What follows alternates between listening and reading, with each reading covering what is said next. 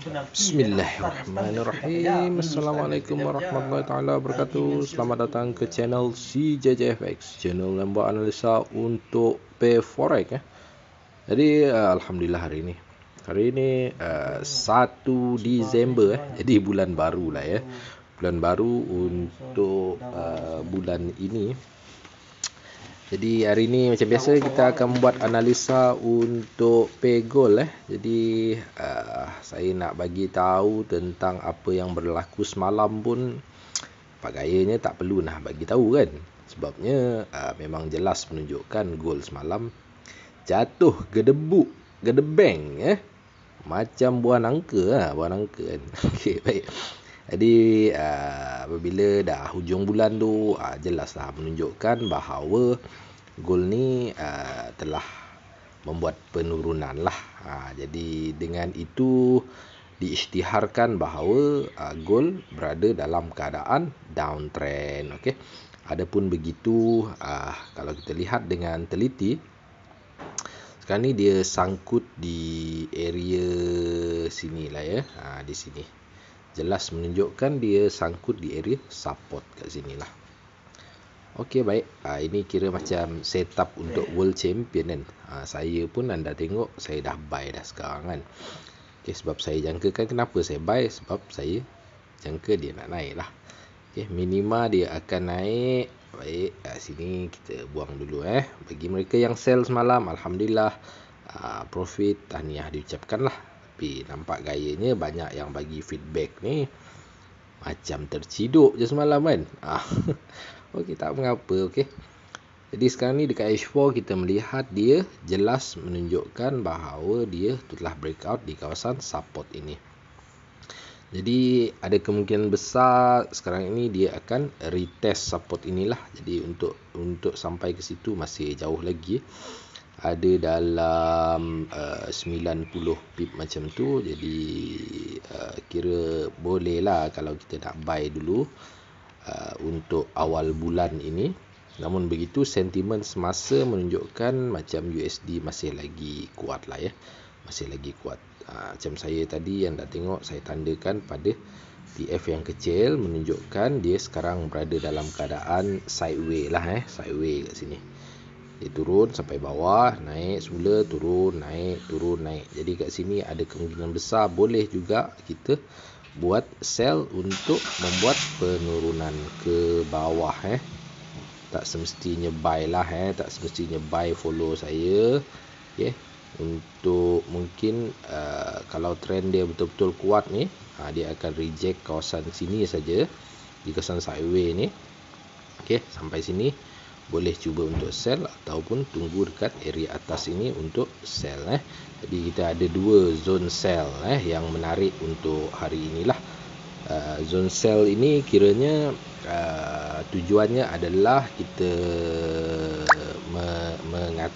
menganggap bahawa yang trend masih lagi berada dalam keadaan downtrend.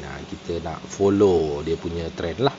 Jadi ada 2 point untuk entry untuk hari ini untuk sell Tapi harus diingat follow kita punya SOP lah. SOP-nya melalui structure lah. Dia tidak boleh breakout lah tidak boleh breakout.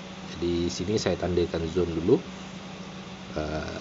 Dekat TF kecil lah kurang-kurangnya dulu sebelum dia nak breakout structure time frame besar, dia kena breakout time frame kecil dulu Jadi biasanya time frame kecil yang membentuk structure terlebih dahulu tapi tak berapa kukuh sangat lah tak berapa kukuh sangat.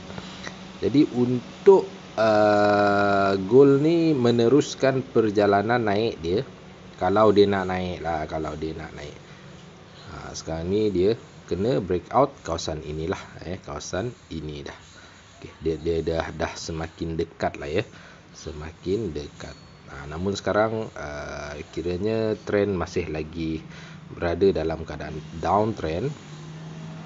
Jadi lebih baik untuk kita mencari sell untuk hari ini. Cuma nak sell ni kita kena, paling baik adalah untuk cari di atas sedikit lah. Sebab itu saya buy, sebab saya nak sell dekat atas sikit. Sebab itu. Jadi jangkaan dia secara mudahnya kita akan cari sell, mungkin sini A, B, C dan C meneruskan perjalanan ke 1764 Jadi lebih baik kita cari sell lah hari ni, sebabnya trend jelas menunjukkan dia downtrend. Kenaikan hanyalah satu retracement sahaja. Okey. Baik, saya sendiri pun saya akan sell, tapi saya memang tunggu dia naik ke atas lah. Tapi macam biasa, patuhi zone jangan langgar kita punya SOP lah. Kalau zone pecah tu, makanya setup batal. Maksudnya contohnya kalau ke atas ni kita sell nanti. Contohlah ke atas ni targetnya B kat area sini. Okey. Kata zone ini dipecahkan, naik lagi melepasi sebab ini merupakan kawasan bebas terbang ni.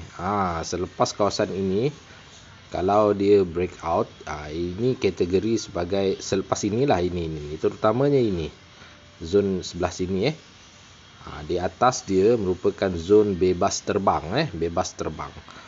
Kalau dia breakout, maksudnya dia akan bebas terbang naik sampai ke atas ni lah.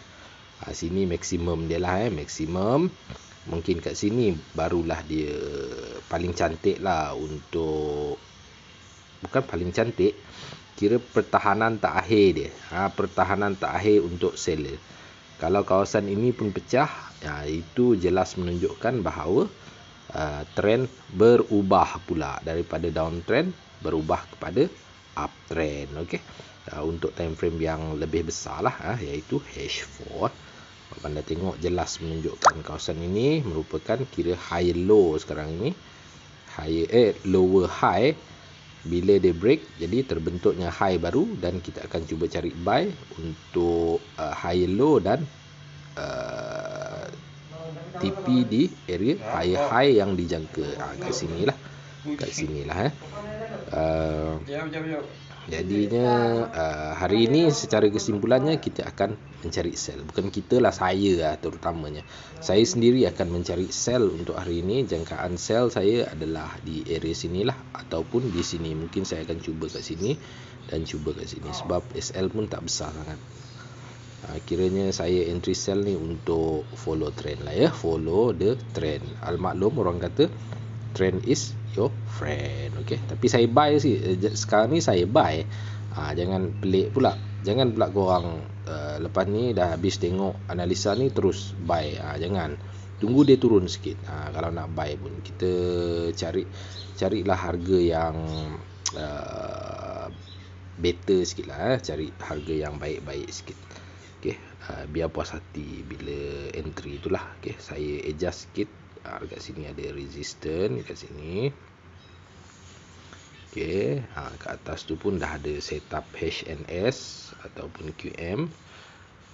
Okey, baik. Saya rasa saya harap anda faham tentang analisa ini. Saya doakan anda semua berjaya di dunia dan di akhirat. Semoga analisa ini bermanfaat untuk anda semua hari ini. Semoga profit semua. Jadi saya rasa itu saja daripada saya, CJJFX. Assalamualaikum warahmatullahi taala wabarakatuh.